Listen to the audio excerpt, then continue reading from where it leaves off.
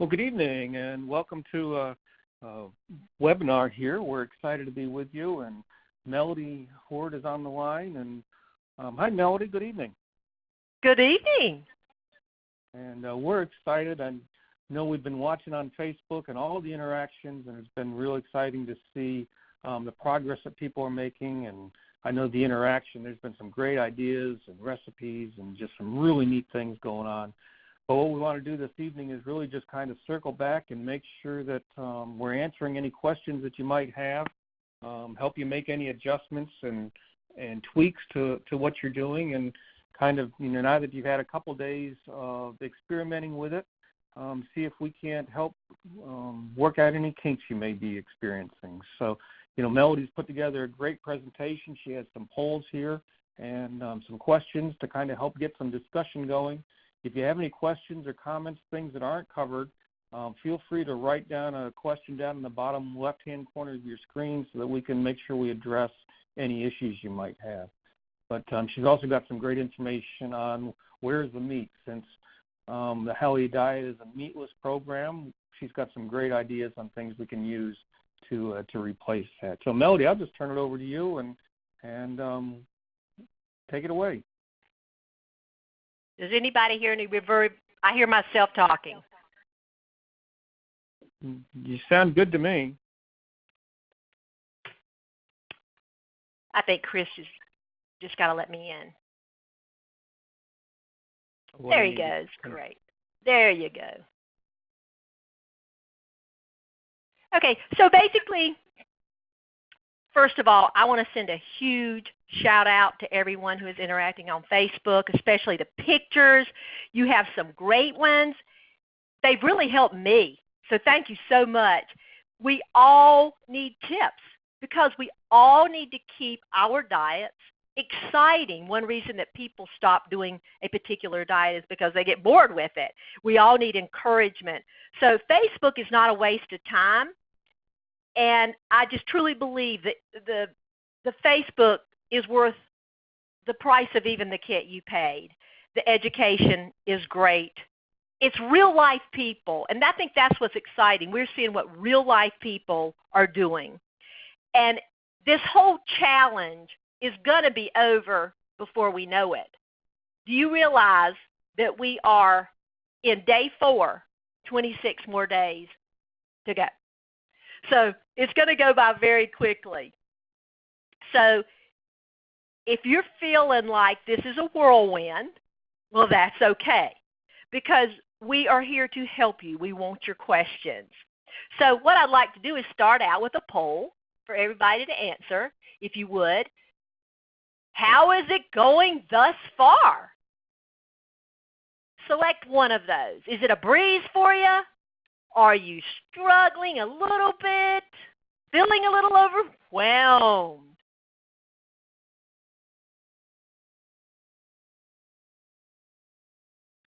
Well, isn't that neat? Somebody's feeling a little overwhelmed, though. That might be normal. What do you think, Paul? If it's your first time, I do believe that folks who have tried the Healthy Diet before, I believe they were ready to go. They knew what to expect. But for those, this is the first time, it's a little bit like, what else do I need to do? Yep, now look, that's absolutely normal, and it would be normal for people to struggle a little bit and to feel a little overwhelmed. So that's really why we're having these conference calls, webinars, is to kind of help walk through some of those things. So if you want to tell us what you're overwhelmed with or what you're struggling with, if you can identify it, that'll help us kind of guide this conversation a little bit in a way that'll help you to the most. Absolutely. And one thing that I've noticed is nobody does things the same way. So I might give you a tip, and you may think, that doesn't help me. But, of course, I think, again, that's why, if you can get on Facebook, see what everybody else is doing, you're thinking, oh, I see what she's doing. Oh, I like that. I like that. So, I mean, even like peeling your carrots, do I have to peel my carrots? No, you don't have to peel your carrots. But even questions like that may be important to you, because I do think detail is important. In fact, I love detail. I love detail. my husband likes to travel and go on vacations, and he books a vacation, months out. Well, a month or more away from the vacation, I start planning. I'm a planner. And when we get to wherever we're going, if my husband says, Melody, do you have a flashlight? Well, of course I have a flashlight. I take everything under the sun. And so I'm one of these people that really plan. But, of course, some people are not. Some people, they just sort of like the day before or the night before, now what do I need? So I think we even have different personality styles, on a diet as well as a vacation. So I do think with the Hallelujah diet, it may require extra planning, maybe planning that we weren't even aware of. So I do think getting prepared is good. And again, the people who have done it before, they knew what to do. So here's my next question then. Have you run short on any of these items? Have you run short on maybe produce for juicing? Wow, you didn't think it was going to take that much. Or I ran out of salad. I thought I would have enough frozen fruit or nut butters or even recipes. I didn't know what to make. Oh, look at this. Oh, people need recipes. That's interesting. And a lot of you said, I had plenty of everything. And, on the Hallelujah diet, this sounds extravagant to some people, but having an extra refrigerator is so nice because truly if you want to go the economy route and you want to buy a bunch of something, like you go to a store and you want a 25-pound bag of carrots because they last so long. They could last a couple months, if you keep them bundled up. So you buy that, and maybe you're going to be juicing. You buy 12 cucumbers, and you might buy 6 entire stalks of celery. I mean, you get home, where are you going to put all that? Because you don't want to have to run back to the grocery store like constantly. So if you can come up with one somehow, maybe yours is really old and you've been needing a new one. That's what we did. We got a really old refrigerator. We put it in the garage, and it holds up great. In fact, some of those old ones, I think they work better than the new ones. Put a new one, nicer looking one in the kitchen, but that really helps. Don't you think, Paul? It does, and for long term, that definitely does make a difference. In the short term, it's really trying to figure out how much produce is the right amount of produce and how often to juice. One of the things that we do is we juice for 3 days. So we'll get enough produce for the juice we want to make, and then we'll juice for 3 days and then put them in mason jars, in 8-ounce mason jars, so it's like one serving. And so it really kind of helps us to see, how much we need, and we kind of work through that and figured out, okay, we need 2 stalks of celery, we need 2 heads of chard, 2 heads of cauliflower, a bag of carrots. We use a small pound, like a 2-pound bag of carrots. We need 2 apples, Granny Smith apples. So we kind of, once we do it and we kind of get in that routine, we know that, when we have this amount of produce, it's going to make us 20 8-ounce glasses of juice, and that's enough for both of us for the 3 days. So it's kind of like just getting into that routine and experimenting to see how much you need, and then just adjusting it and trying to get the produce. But it is hard to get the right amount of produce all the time. Well, it is, because you can also go to the store and realize, I was going to buy this and it looks terrible, or I was going to buy some avocados, for my fat, and they look terrible and they're rotten. So you kind of have to just go with what you can find. Yeah. And so, we kind of make a trip twice a week for produce. Is kind of the way that we work it. We don't have two refrigerators at this time. In our last house, we actually had a commercial refrigerator we put in.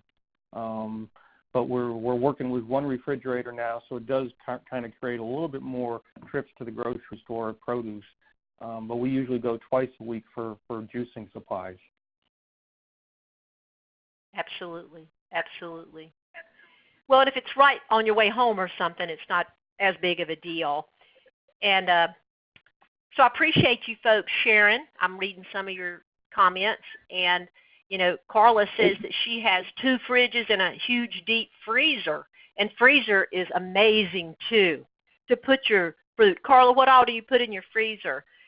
That is having things handy. I think that is very important, of course, for any diet, but particularly on the Hallelujah diet. And, of course, you can always stock up on your nuts and your seeds and have those handy, and that doesn't have to go in a freezer, but having those things on hand. And I see that we do have somebody that's a diabetic, and Chris, you're not the only one. So I think it's really great that you're measuring and monitoring your blood sugar and being careful there. You know, on the Hallelujah diet, they recommend around 15% fruit, but if you can't handle that much, then, of course, maybe less would be better. So, of course, you could eat probably an avocado or something like that. But go ahead, Paul. Yeah, well, I think a lot of times it's the blood sugar spiking from the juicing, and a couple of tricks for that. One is to make sure that we're mixing greens in with the juice, carrot juice, so that it's like 2/3 carrot juice and 1/3 greens, and not to use sweet fruits like Red Delicious apples, but more like Granny Smith apples if we need something to sweeten it up. And then a couple of tricks is to dilute the juice with water if the blood sugar is spiking. So make 4 ounces of water with 4 ounces of juice, so you're still getting the nutrients, but it's just diluting down those sugars a little bit more so that your blood sugar doesn't spike. Another trick that people use is to take a tablespoon of a good healthy oil. It can be like a extra virgin olive oil or something like an Udo's oil, but at the same time you take your juice, and what that does is it slows down the absorption of those sugars and actually spreads it out a little bit to where the blood sugar won't spike. So there's a couple of tricks there that you can do to kind of slow down that sugar from the juicing. And I was dialoguing with Chris just a little bit there behind the scene, and it was the juice that he was seeing some spikes with. And we'll talk about the starchy carbs a little bit later after Melody's talked more on the about where's the meat. Right. Well, somebody also said, what's a 15% in the fruit? And again, these are just general gauges. So the Hallelujah diet is not like, well, if it's a 2,000 calorie a day diet, then 15% would be, well, that would be what, 300 calories, so that would be 3 bananas kind of thing. So it's really not that rigid. It's just sort of a gauge. So, and of course, berries aren't going to have as much fruit as a banana or pineapple. As a matter of fact, I am measuring my blood glucose. I want to know.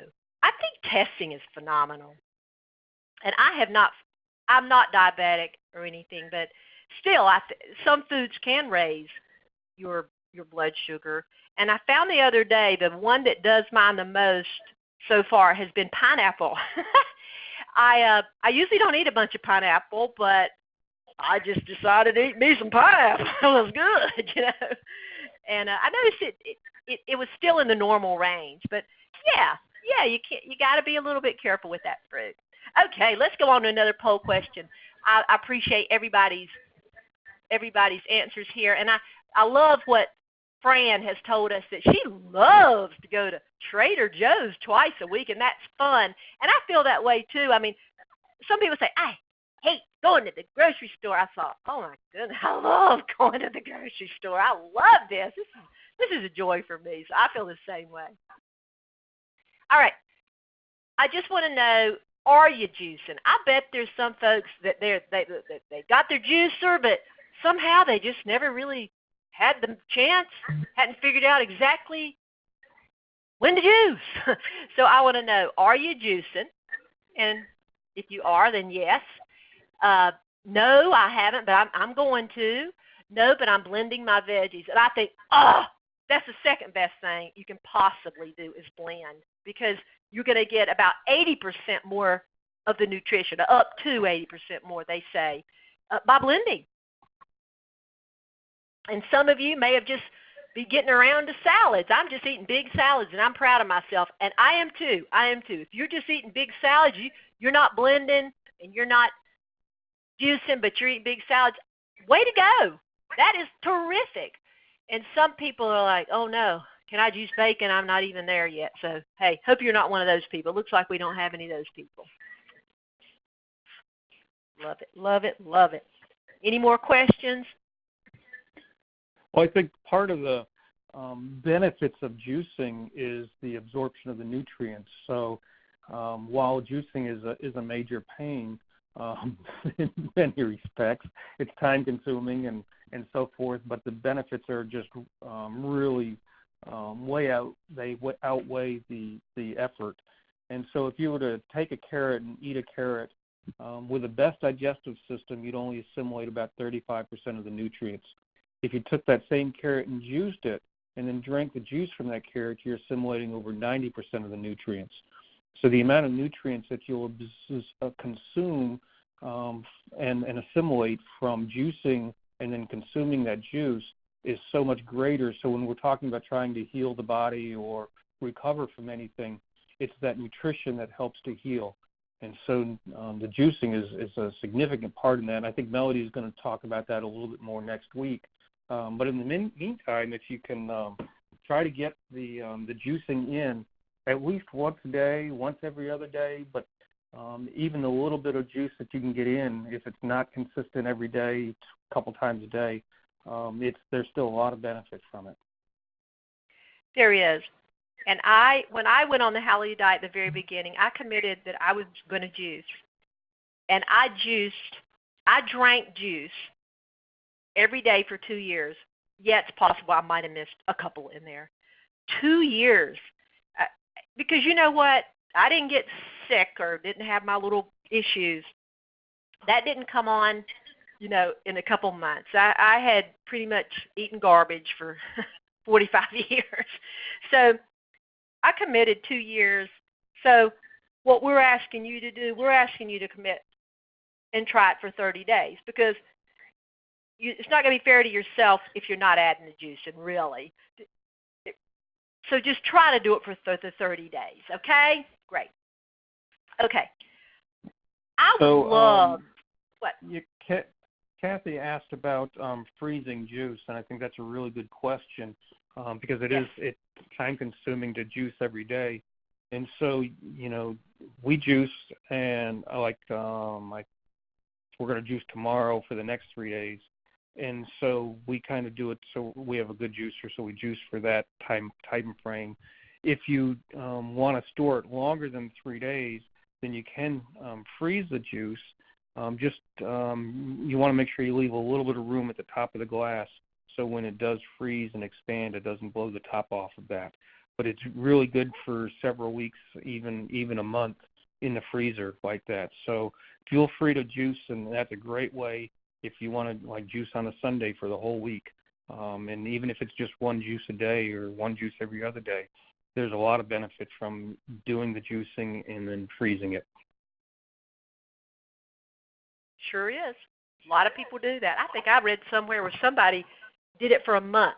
They would juice enough for a month and put it in their freezer, and they just did it all at once. So people figure out ways. People figure it out. It may take a while, but they figure out ways so they can do it. And somebody asked, could they drink Trio Max? What do you say about that, Paul? Of course, we think it's a great product.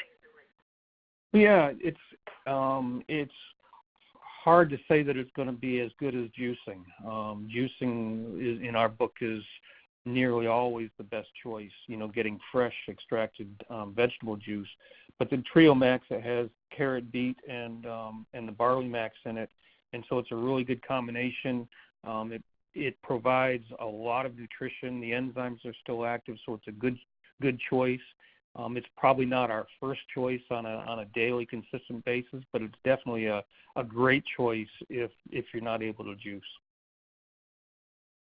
Great. Thank you for that. Yes.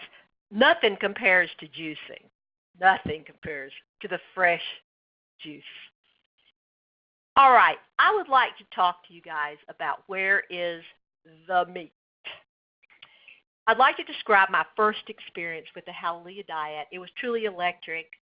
I went to hear George Maltmus's seminar. He was exhilarating.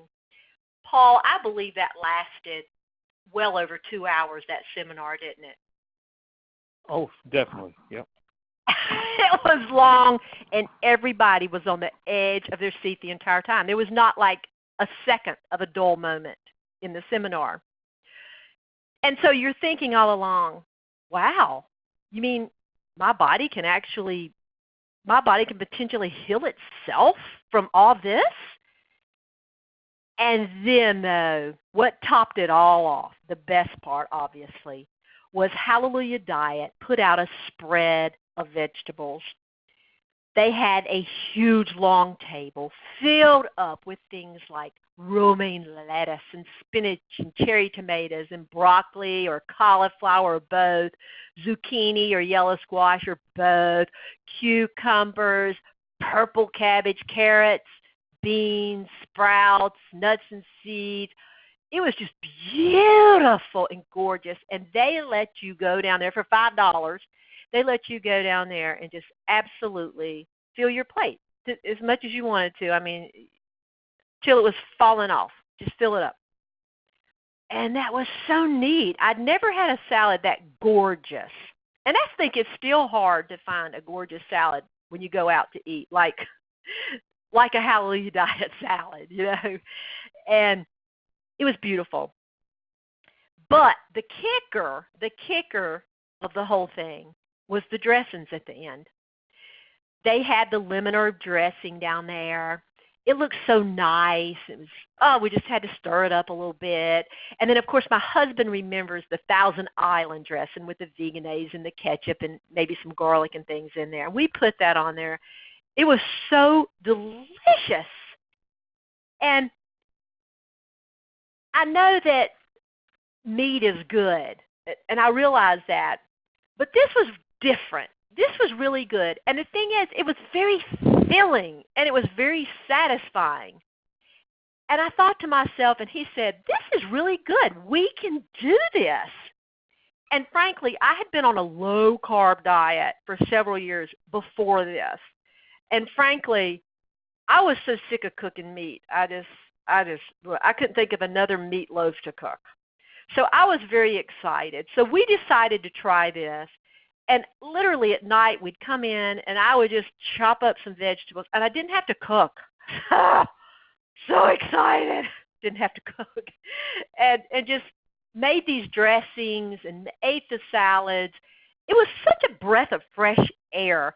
And also, if you've ever had a diet before, you know how you have to feel like, well, I just can't get full. I shouldn't eat this. But with these salads, because vegetables are low in calories, you really got to fill up, and you didn't have to feel guilty about it. So basically, where's the meat is that gorgeous salad that you can put so many things on. You can put your beans on there. But seriously, vegetables are the focus.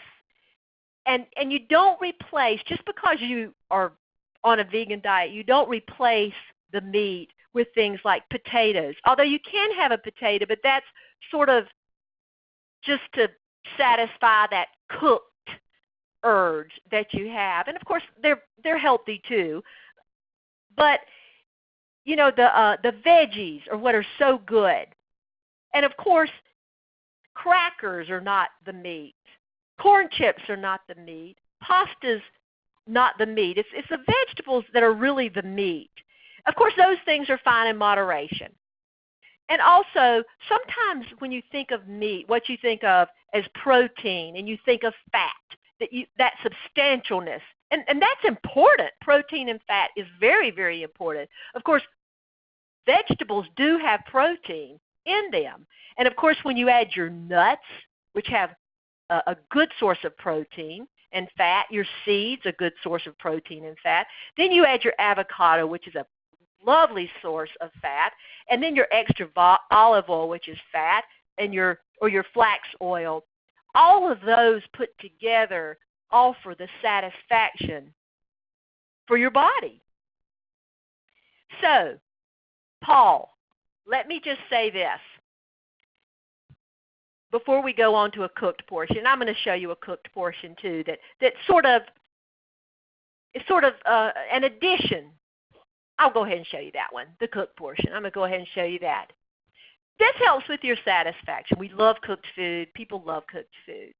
So to have something like a soup with it, wow, that's just something else to add to it for nutrition. Of course, beans have a good source of protein as well. And, of course, you can put rice with that. And I love to put an avocado on top of that too. So between all of that, you can get your groups of carbohydrates, protein, and fat. But Paul taught me something, but it took a long time to sink in. You know, sometimes things just take a while to sink in. I used to love to see this. Paul would get his blender, and he would go to the salad bar at Hallelujah Diet, and he would just start sticking in the vegetables, the same ones that I had on my plate. And then he would just take the dressing in a scoop, throw it in there, and he blended those salads and drank the salad. And it makes a wonderful raw soup. And I wish I had done that more, because once again, with the blending, you're going to get a lot more nutrition. And in the end, you're not going to put this taxation on the gut, because over time of eating just so many vegetables for so many years, I think that can actually hurt your stomach. I think blending, and even if you mix it up, sometimes eat, sometimes blend, sometimes eat, sometimes blend, rather than just expecting your body to break down broccoli, cauliflower, and all that, you know, incessantly. So I just wanted to tell you that was very empowering to me eventually. And I think what happened is we look at a blended salad, and there's truly nothing like that on the standard American diet. It doesn't taste like anything on the standard American diet. It's so different that in the beginning you can look at it and you can think, that looks gross. If this is what the Hallelujah Diet is, I am not doing this. But once your palate starts changing and once you make up your mind, I think it's just a beautiful way to go. So thank you, Paul. Well, absolutely. And I think, you know, when I first started doing that back then, I think green wasn't in, but, you know, green's in now. So people can make blended salad and feel like they're with the in crew now. So blended salads are good, but you can do a lot of things with blended salads to spice them up a little bit, whether it's putting some spices in there, like even Italian seasoning or some oregano, or I put often I'll put some pine nuts on top, sprinkle pine nuts on top just to give it some crunch, or I'll take a avocado and slice it up and kind of stir it in to give it a little more texture. So there's a lot of things that you can do to try to spice up that blended salad so it doesn't become boring and just all the time. And one thing that Melody did say about eating so many salads can overwork the digestive system. I don't personally believe that, but you do get a lot more benefit from the blended salads than you would from chewing the salads. So there is a lot of benefit in the blending process, but I wouldn't be concerned about it's all you're doing is eating salad that you're going to wear out your stomach in some way. Well, it's just that some people already on the Facebook have said they don't tolerate something like a broccoli and that very well. So, well, and what happens a lot of that's a really good point. And what happens a lot of times is that they're not used to consuming broccoli, so their stomach and their digestion system isn't accustomed to it. So what happens is over time their body will become more adjusted. But in the interim, if they take a couple of digestive enzymes with that, it will help to break down that broccoli or whatever they're having a hard time digesting. But, you know, part of it is that we need to really chew our food good. When we're told that when we're growing up, we need to chew it 30 to 50 times and get the saliva really mixed in with it and broken down. But if we're having an issue with digestion of vegetables in a transitional diet, then we really just need to add some digestive enzymes in there, and that'll help with that discomfort. I totally think you hit the nail on the head, what you just said. I totally think you hit it down about chewing. I know for me, I tend to like just barely chew. See, that's what I did. And again, a big mistake, just a horrible mistake. It's like sometimes, I don't know, it must run in my family. We just like stuff the food in our mouth. It tastes so good, and just wolf it down. I mean, my husband looks at me sometimes. It's like, slow down. And I do think that what you said hit the nail on the head, because I think that's one of the major reasons why I have noticed with me that my stomach didn't fare as well, is because I would not chew. I just wouldn't do it. Right. And so I really think that is... The digestion starts in the mouth, and in two processes. One is breaking down the food. So the whole purpose of the teeth are to grind the food down to where the stomach can pick up the process. But the second part of that is so that the digestive juices in our mouth, our saliva, mixes with that food and then starts that digestion process as well. So there's two things that are going on in the mouth at the same time that helps with the digestion. Great. She said, I have a lady that says, do you find that the salads blended are more bitter? I've tried it, and it sure didn't taste like a salad. It had more of the taste of barley green. Okay, I totally get what Kathy's saying here. Totally. They do not taste the same as a salad, a blended salad. You would think it tastes like a salad, but something happens. It's like they get stronger. When you blend up that onion in there, it's like it really gets stronger, and you really taste more of everything. And then when they all mingle together, it's not the same as when you chew. Something does happen, and they do taste much stronger when they're blended. One idea is to put a little of good balsamic vinegar in there when you blend it, or even pour it on top after the blending, and it kind of adds a little sweetener to it. And it's balsamic vinegar is good for us, and so it adds something that's actually nutritious. It's fermented, and it changes the kind of the flavor structure of a blended salad. So it might sweeten it up a little bit for you. Absolutely. I do think that there's little things that you can add, like I think basil, fresh basil, is really, really good in there. And then sometimes we have a stevia plant, and so we'll go out and pick a handful of stevia leaves and put that in there, and it really gives it a nice flavor. Rhonda taught us that one. Oh, I bet that is good. Real stevia. Mm-hmm. She said, okay, she's wanting to know, can you add water? Yeah, absolutely, you can add water in there. In your salad. Just kind of tone it down a little bit. Or almond milk, maybe, if you like that. That might work, too. I've done that. And, of course, extra tomatoes, because they're very watery. Mm-hmm. And cucumbers and some celery, extra some of that. And Carla said that she likes to just chop her salad up really fine in the food processor, and that's a great way to eat it, too. Mm-hmm. And this person says, I'm not really hungry since this is Kian, I am not really hungry since I've been on this diet. Do I need to make myself eat when I am hungry? I can do juicing some salads, and I'm full. Isn't that good? Yep.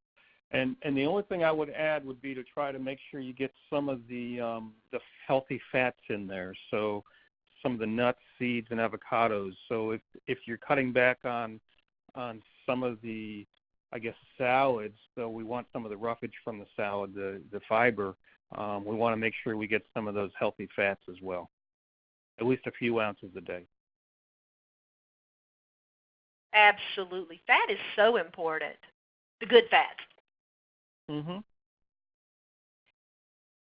So lastly, what I'd like to talk to you about is, boy, we have seen some amazing recipes on the Facebook page. And if you have not been approved for the Facebook page, you have not come to the right place. So we can, if the customer service department could definitely send you the link, and perhaps Chris can send them. You should have had an email. Everybody should have had an email and it said, here's the Facebook link. And so you just press right there or maybe it just said here's the 30-day challenge, and then you just press right there, and that will take you to this 30-day challenge page just for you, the 30-day Hallelujah Diet Challenge page. So we've seen some terrific, and none of them seem all that complicated, actually. They seem fairly straightforward. Of course, you do have to take a knife, and you do have to put it on the cutting board and cut. I mean, it's not like there's taking something out of the microwave. It's not like that. But as far as simple, I think they've been fairly simple. And I do believe, for me, just putting some vegetables in a bowl doesn't even have to be a bunch of them. And I mean, as far as, it could be 3 different things: cucumber, cauliflower, and tomatoes. It doesn't have to be a lot. And then putting your dressing, and this particular picture has flax oil. To the right is just part of a banana with almond butter on top. That would make a great snack or even a breakfast. So I do think that you can be very, very, very simple on the Hallelujah Diet. And I do think you last with it when you have a lot of simplicity to it. That's number 1. And number 2, I love this, gently refocus. It's best when you're doing a diet is don't even think about what you can't have or what you are trying to get away from, but what you can have. Because I think we've already just shown you many things.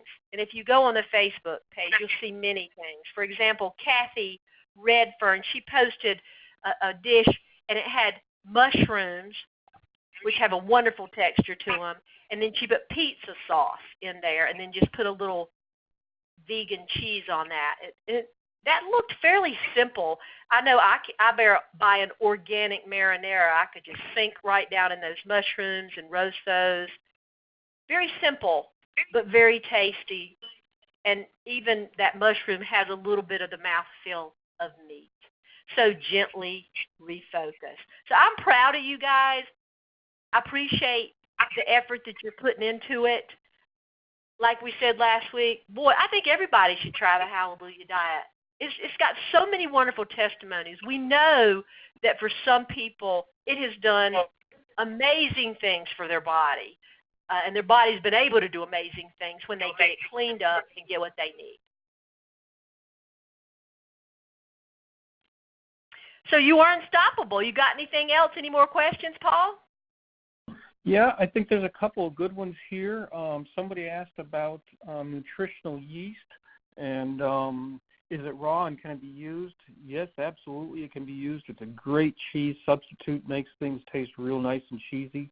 But it is not raw, but that wouldn't stop me from using it, and using it quite liberally, actually, because it's been pasteurized to kill the yeast in it, but it's still a great way to make raw foods taste incredibly good, and even some cooked food. So like we sprinkle it on popcorn and things like that. It's a great element there. Yes, it is. Carla just says it's great on popcorn. And then I think there was another one. So somebody, I think it was Chris, mentioned something about sugar spikes after starchy foods. And I think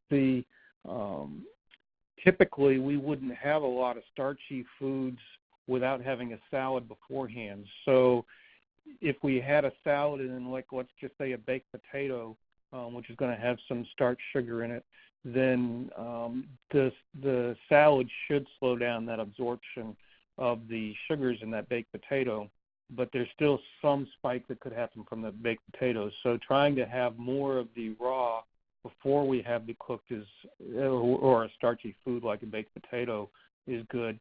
From a typical vegetables, which are in a form of starch, typically they're not going to spike the blood sugars. There shouldn't be any issues there.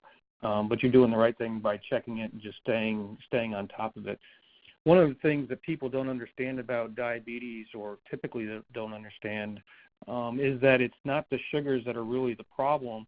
It's actually the fats from the animal products that have been a problem. So by removing the animal fats in the dairy, the meats, it kind of helps to clear off. If you can use the example of a doorknob, if you put grease on a doorknob, the doorknob is still there and it still works, but your hand slips on the doorknob. Well, the animal products kind of gum up the receptors, so the pancreas is still producing the insulin and everything is still there, but because there's fat on the receptors, the body's not able to function properly. And so what ends up happening with the Halia diet is that the fat starts falling off those receptors, and the body's able to then start processing and managing sugar appropriately and handling the insulin without the spikes. And so it's just a process of allowing the body to heal, keeping an eye on it while it's in transition. And at some point, there shouldn't be any concern after that. That's for type 2 diabetes typically. So just some further insight in that. Melody, what do you think about lentil pasta for cooked food? Think about what? Lentil pasta for cooked foods. Lentil and pasta? Bean pastas now? Yeah, they have a lot of bean pastas now. Oh, yeah.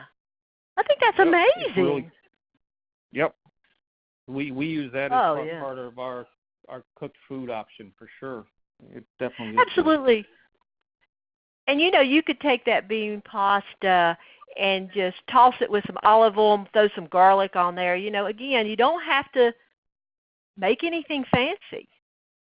Mm-hmm. And there's different bean pastas. There's rice pasta. There's several different types of pastas in there that they're making now that are really pretty neat. We use black bean a lot. Well, I can't say a lot, maybe twice a month at the most. But we don't eat that much pasta. But when we do, we use the black bean pasta ourselves. But they have some really nice options now to get away from traditional pasta. Yes, they do. And go ahead. Yeah, I was going to say yes, they do. And some people also want to, do the gluten-free thing, and they got a lot of that. And again, the black bean that helps people do that. So. Mhm. How long can you leave vegetables in the refrigerator before the nutrients die? You have any thoughts on that?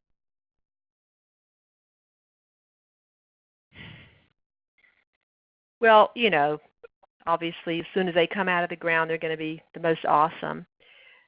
I kind of think that if you really, really, really make them as airtight as possible and they look good, I think you have to kind of, if they start looking wilty, you obviously are not going to get as much. That's the way I feel about it. If something looks limp, it's getting old. Yeah. But if it's not too far gone, we typically will use it anyways just because there is nutrition in it. It's not as much as when it was first picked, but it's better than throwing it away and then eating something that doesn't have any nutrition at all. Absolutely. Absolutely, mm-hmm. Yes. Well, I think we've gone through the questions I see here. If anybody has any questions we haven't answered, I'm reading something Kathy just sent in.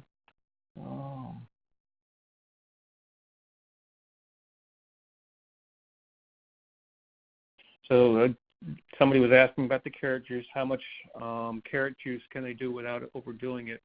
And typically we recommend doing about 2/3 carrot, 1/3 green, and that green could be with celery and cucumber and Swiss chard and dandelion greens or any of those types of any kind of greens.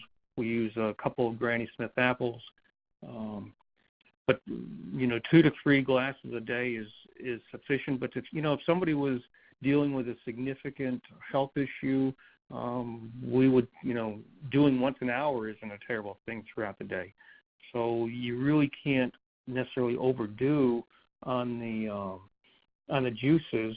If somebody was doing straight carrot juice, I would probably limit it to 2 or 3 a day. But if they're mixing it 2/3 carrot, 1/3 green, Anne actually has probably done like 7 or 8 of them today. She's doing a juice fast today. So actually the last couple of days. So I don't think you can overdo it. Hope that answers the question, Kathy. And thanks for joining us. Melody, I don't see anything else if you want to wrap her up for the night.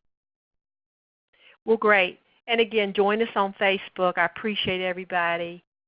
I'm praying for you, and I'm believing that mighty and great things can happen, and you'll be taught a lot. And we're here for you. Thank you for coming tonight. Thank you, Paul. All right. Thanks, everyone. Thanks, Melody. Have a great night. Bye-bye.